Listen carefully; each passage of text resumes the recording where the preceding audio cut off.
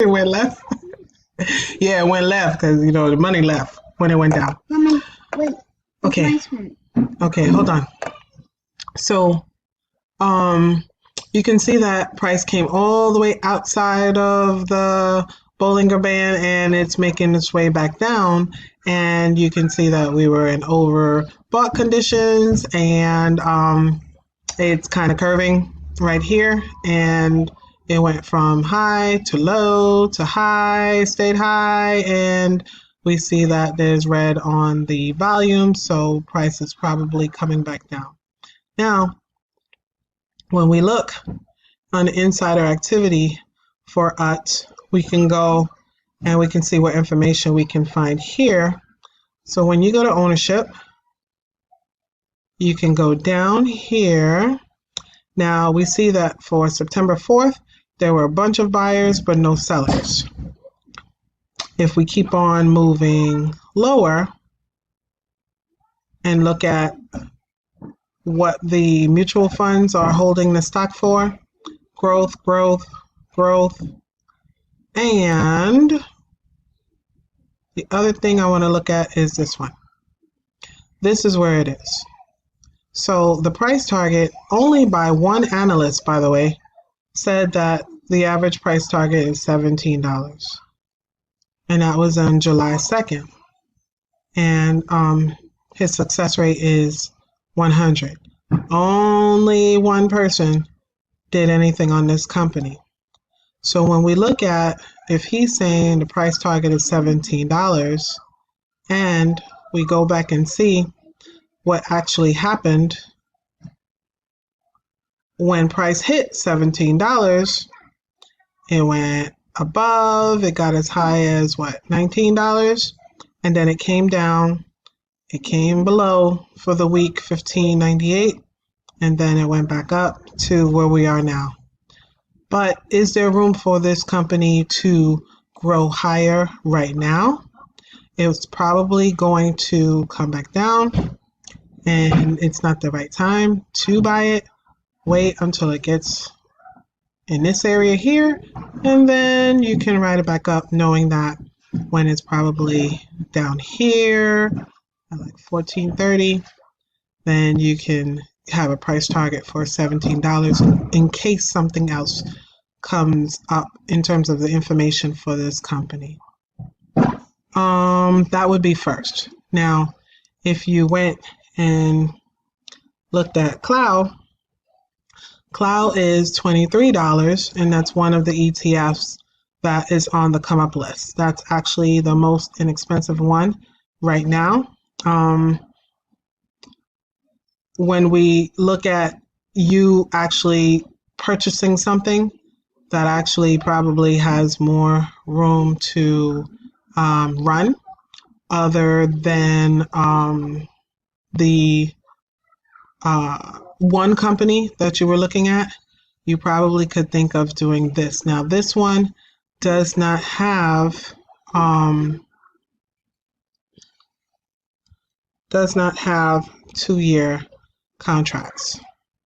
So this one, in terms of options, the latest one that they have is March 2021. It's a 4-month contract. So you would be looking to, if you purchase now, being out by December, or like the beginning of the year, or waiting for the actual contract to come here, September 14th, and still being out in half the time. So in terms of looking at the performance for Cloud, you see that even on a weekly time frame, we can look at monthly, it's been on its way up. It went up just like the entire market, and it came down a couple of dollars, and it's right here. And then on the weekly, we see that usually it stays above the 10, and we could still see what it's going to be on September 14th in order to find the new contract. But it went from extreme high to extreme low, and now it's at an extreme high. and we see the long red candle, meaning that price is probably going to come lower. So for both of these, whether you're buying stocks or options, I would not be in a rush to purchase them now. Just wait until the new expiration comes out, and then you can purchase it then.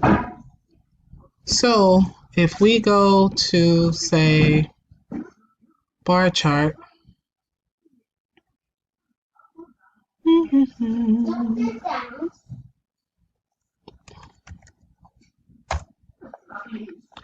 and we put in cloud, and we looked at the performance.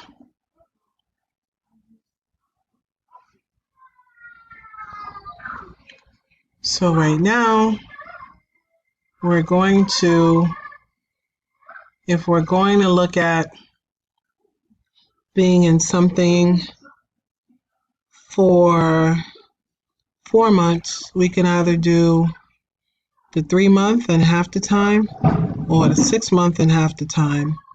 But knowing that we're not going to be in it that long. So if we say for instance, we look at the 6 months, knowing it's going to be half the time, because they don't have 6 months, they have 4. Well, let me get my pen. So Cloud's current price is $23.03. 23.03. And then the 6 months, could divide that 6.29 divided by 2. 6.29 divided by 2 equals $3.14 plus 23.03. So the high strike price would be 26. And then we can do the 10%. So we have a high strike price of 26, a low strike price of 23.5. So what we can do is 26 plus 23.5 divided by 2 to find the average strike price. And the average is 24.75.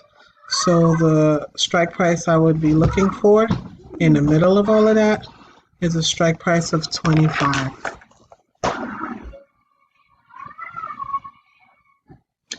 So when we go to the option chain, and right now we're looking at March, but we would be looking for the new one, we would see what a strike price is to buy a call. And right now it's $2.75, which is $275 for one contract. And then what we can look for is what is the new expiration going to be, and compare that 275 to see if it's higher or lower. And then we know that even for Cloud, because it's not a long-term contract, we're looking to stay in this one for 2 months. So I hope this makes sense. With the 10% correction, instead of minusing it by 0.1 and then minusing that from the price, you can just times it by 0.9 and you get your direct answer. So you can go get that price just in one step instead of doing it the 0.1 for the 10% correction. All right, so I hope this helps. All right, bye.